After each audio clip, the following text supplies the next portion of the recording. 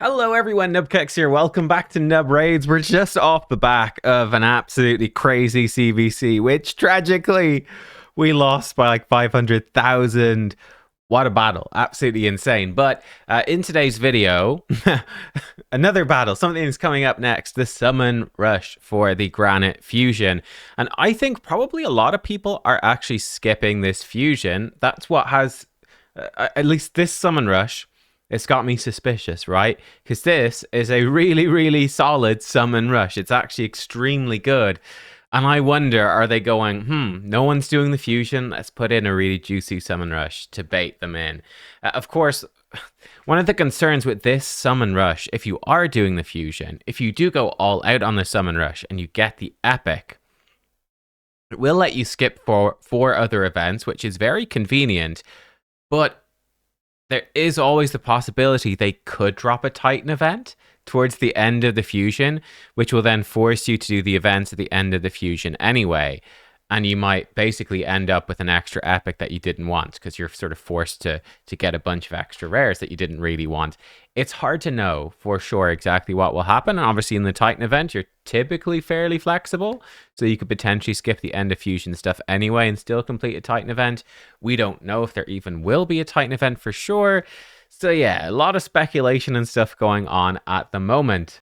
Basically, Plarium also put out an official statement. I just read it over there. They've not really said much, but they basically said, don't have false expectations based on the leak that there was previously, that they were originally planning to do some of those events from the leak, but that they've changed their mind on some of them. What have they changed their mind to? We don't know. They haven't told us. But they said, like, don't have false expectations. I think in particular, they explicitly said there was a Leonardo event, which was a Hero's Path, leaked to begin on, I think, the 7th of October. And they said that is not happening. Now, there might be another event for Leonardo at a different date. We don't know. I'd suspect there is, but we don't know. So, yeah, we will see. Again, my biggest worry, as I've said multiple times about the TMNT event, is that they might go, there's so much hype around Leonardo and so little hype around Shredder that will make Shredder have a guaranteed event and will make people just gamble on shards for Leonardo, which is, in my opinion, just awful situation. It sucks. It might happen, though. That's my concern. Anyway, let's look at something we do know for sure and can talk about for sure, which is the Summon Rush. We're starting tomorrow, Friday, the 26th of September. We've got really good stuff in here. So weirdly, Donatello's in here. I'm going to say Donatello. He's fairly low value. He's a great champion, but let's be honest. If you wanted him, you would have done the fusion.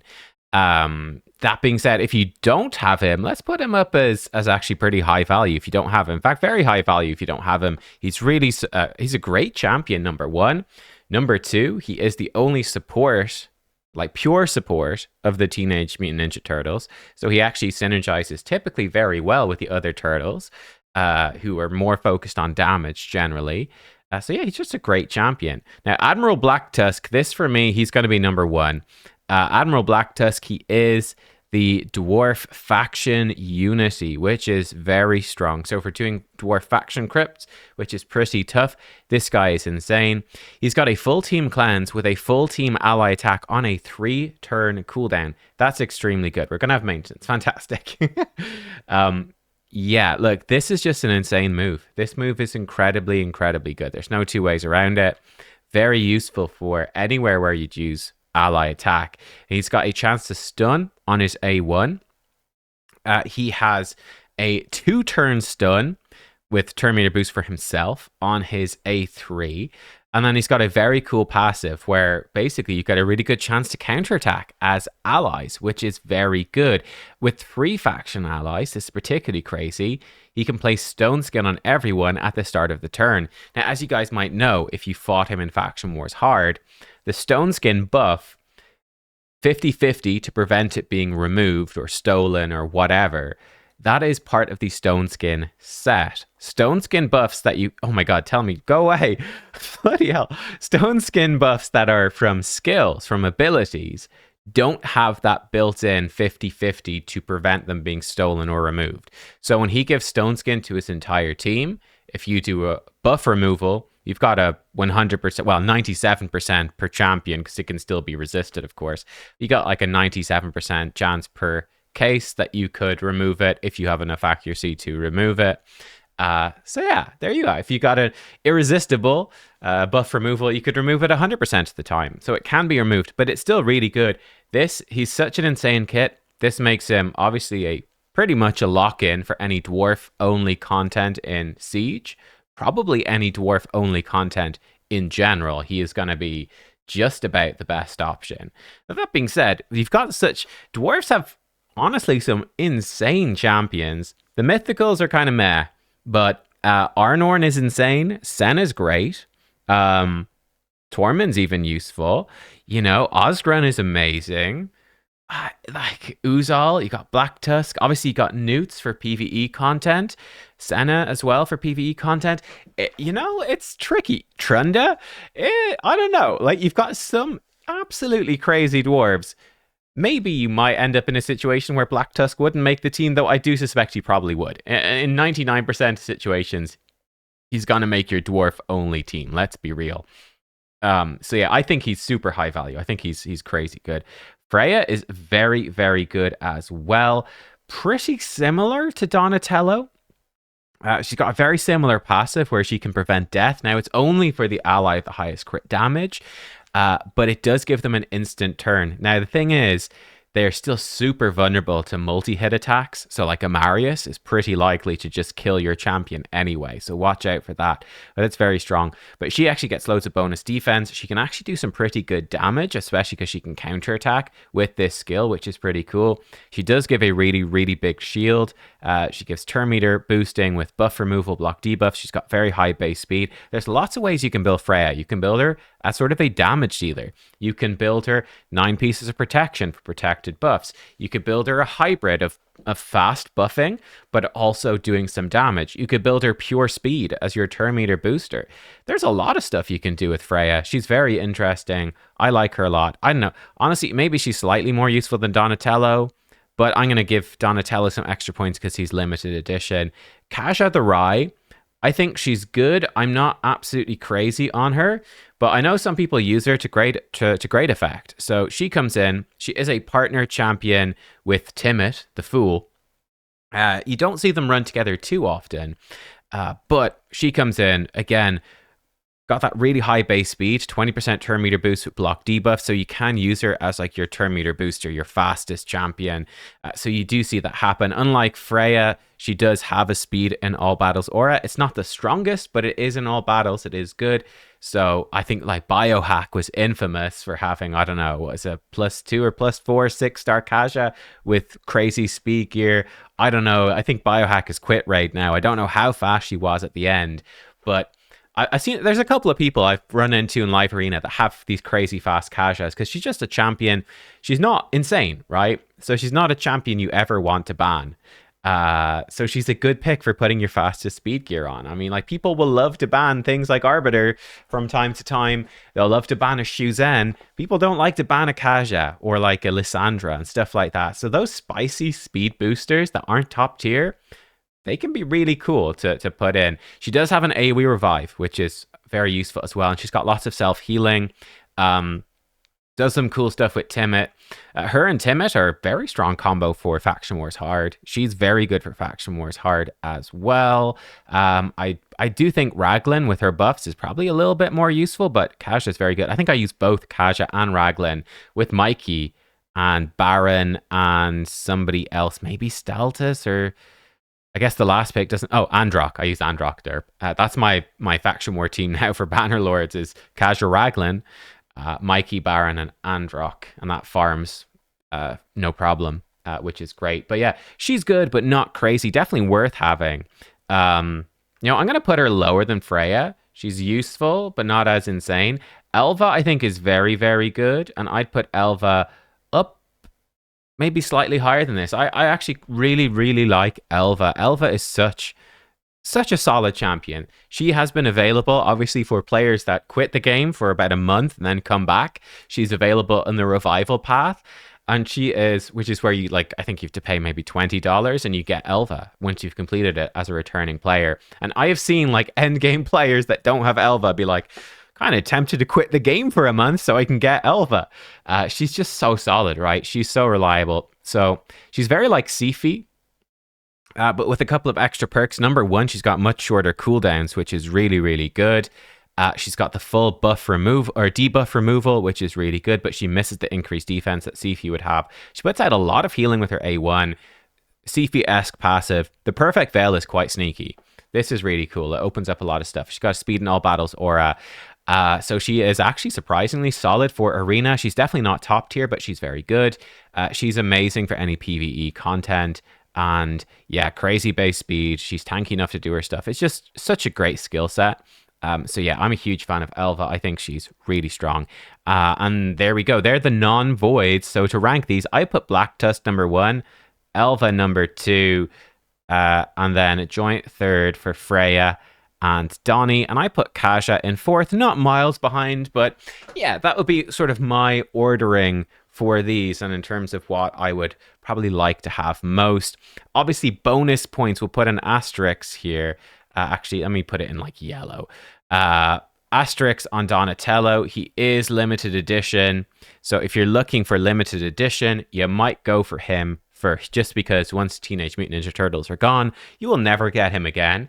I do think it's the sort of event that they might rerun, though they've only rerun Ninja. The only event champion they ever reran was Ninja, and it was about three or 4 years after they initially brought him into the game. They brought him back for a limited time. For bigger events like Monster Hunter, we had a new Monster Hunter game. They didn't rerun Monster Hunter, so I don't know. They could rerun Turtles. There's definitely more characters into it. Like they could rerun Turtles and bring in Splinter or something. That would be sick. That would get me pretty hyped as well for another round of Turtles, but it might never happen. Let's look at the ancient good picks here. Doom Priest, Ugo, and the epics I'll rank separately. I put them something like this: Ugo number 1, Doom Priest number 2, Duodan number 3. I think they're all very good. Ugo is infamous, such the ultimate accessible Hydra option for decreased defense block buffs, plus some really nice healing and debuff removal, and the leech as well. She's just super, super good. Doom Priest, similarly, again, another sort of budget option because she's constantly removing debuffs, so very nice for Doom Tower, obviously. Faction Wars, she's not bad. Good for Hydra, again, because constantly removing debuffs. Brings increased attack. Her A1 kind of sucks, unfortunately. She's mostly about the passive. And Duodan is very useful, again, for some stages in Curse City. He's very good. And some stages in Faction Wars, he's very good. But he basically has the one-turn taunt, which is awkward, but it does count towards some of the Faction War hard mode conditions. He counterattacks. The good thing about his counterattack, 60% chance to remove a random debuff from everyone, so he's constantly removing those. Then he has a nice shield with some buff extension, so he's solid. But yeah, they're all good epics. They're great. So it's a really good ancient sacred primal setup here. Like I'm gonna probably do it with sacreds, and I'll feel pretty good about that. Going for Admiral Black Tusk and whatever one of these needs empowerment. I have all of these. Now from the voids are really, really good as well. So Titus, Cardial, Shuzen. So Titus, Shuzen, I would say. PvE. Actually, also ironically PvE as well. Cardial is good. I put Cardial maybe somewhere around here. He comes 3rd for me. But yeah, Titus and Shuzen. So look, Titus was a recent fusion. You probably have him if you wanted him. If you missed him, obviously he's insane. Now the thing about Titus, he really, really, really needs Wixwell. You can do Hydra with Brogni. You can maybe do Hydra with Blood Shield. There's a few other ways to do it, but for the most part, you really need Wixwell. When you do have Wixwell, he is the pretty much top tier damage dealer for everything. So let's take a quick gander here. All right, let's have a quick look. Trunda beats him in Hydra, but he wins sort of everywhere else. If we look at Demon Lord, Titus, damage cap, yeah. We look at Hydra, Okay, looks like not many, no Titus teams running it. Has anyone run their Titus teams? Okay, here we go. Titus team. Yeah, cool. He's the second best damage dealer for Hydra after Trunda. Trunda is still the best. Chimera, damage cap, Titus. So yeah, and this would be your I think it's the best team for overall damage, I believe, is Titus with Wixwell. Then you've got the double reset, so Lammasu keeps resetting Yumiko. Yumiko resets everyone, so they both spam their A2s. And then you've got Senna to just keep turn meter boosting everyone like crazy and revive if anybody dies. But there's other variants and full auto. I ran it full auto. I've got a lazy full auto. I should be here. So this is my lazy full auto, which is I basically, because we're winning Chimera Clash. Like, I mean, we're up against IPR, we're up against Immortal Elite as well. Looks like this is about to run out. I guess people are slow doing their keys because we had a crazy CVC. No, actually, I guess you only have 60 keys for a clan anyway, so they've done most of it. But yeah, like the Titus stuff is smashing it. But yeah, I basically stopped my keys early, but I can do about 700, 800 million with this sort of team. But yeah, it's not the absolute best team, arguably. See, I'm sure some of these guys have better, but like you can do some other teams that are better for trials. Like I think Cruisin has done a lot of trials, specifically to get mythical materials. That's the big thing. Can you get the mythical materials? So that's sort of what it comes down to. The team for me, by the way, is basically just getting I don't think I can show it to you. No, I can't, but it gets you the 4-star. So I just get like the 4-star ore and then cancel the run. And I've still done, I don't know, what did I do? I still did like 12.5 billion clash damage. So yeah, anyway, look, Titus, there's loads of videos on Titus. He's insane. I might do a video on that, my sort of budget lazy man team. You just have to manual the RAM form and then you just auto everything else. But yeah, Shuzen, really crazy good for arena. 110 base speed, 30% arena speed aura, but she basically gives a target an extra turn. So this can just win the fight, right? If they're vulnerable to bombs, you just instant turn to your bomb champion, bomb them, they're dead. If you got a Siegfried and they don't have stone skin, Siegfried just one-shots everybody, they're dead. Instant turn for a Marius, whatever. Now, Lammasu is quite a good budget alternative. Lammasu does a similar thing. You can totally use her, but Shuzen is just better.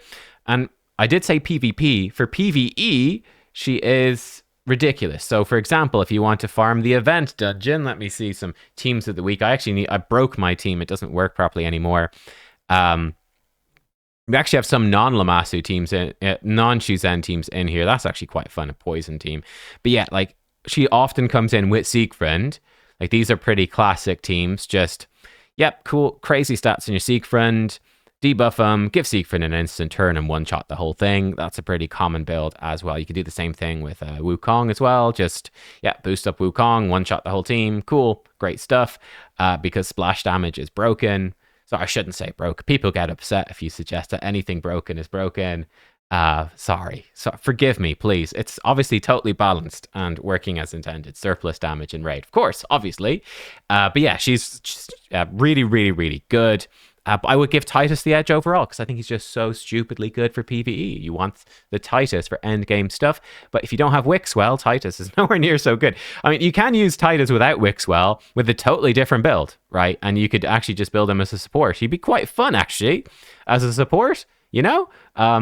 This is pretty good. He's got a really cool A3, but you just never use it because his A2 is so busted. But I think a support Titus could actually be really fun for players in arena and stuff like that. And people are so used to the damage Titus that it might kind of take people by surprise. Then we got Shamael and Skytouch Shaman. I would give Shamael the strong lead here. I put Skytouch somewhat similar to Doom Priest. Shamael is great for a couple of different things. Obviously, he's been super good for Hydra because of his passive, protects you from fears, and true fears in Hydra turns them into a good thing. There's been several event dungeons where fears are a big part of it. And again, he turns those fears into a good thing. I use him against the Faction Wars Hard Stage 21 boss. Guess what? It does lots of fears. And apart from Cardial, I think Cardial is the only block debuff champion in the faction. So yeah, he makes it super easy. Yeah. So he's really good for several things. And that's just from his passive. He also does really good damage, which is great for Hydra.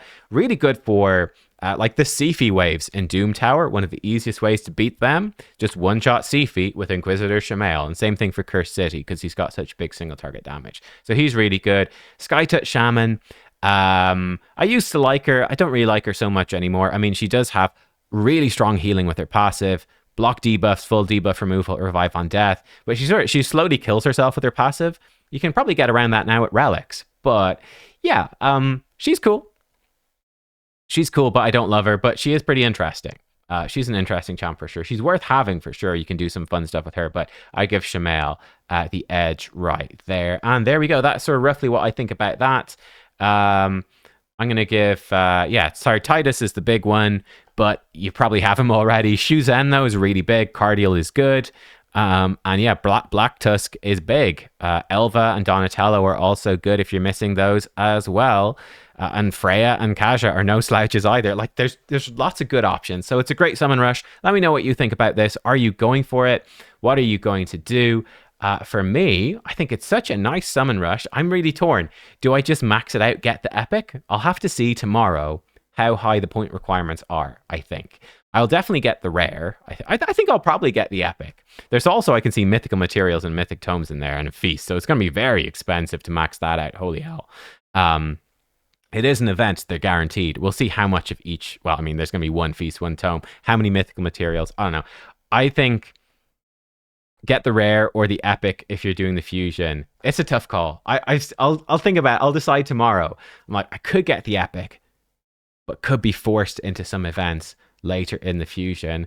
But I think perhaps getting the epic right now, just skip the champion chase or most of it. That could be kind of nice. I don't know. I'm definitely conflicted. I've got a good enough stock of sacreds for sure, 23. I don't really need to stress that much. I just want to min-max everything to be prepared for if there is that Leonardo event again. It's up in the air, but if there is, I want to be able to max it out because Leonardo is crazy good. Anyway, there we go. That's it. Let me know what you think about all this stuff. Thanks for watching, and I'll see you next time. Goodbye.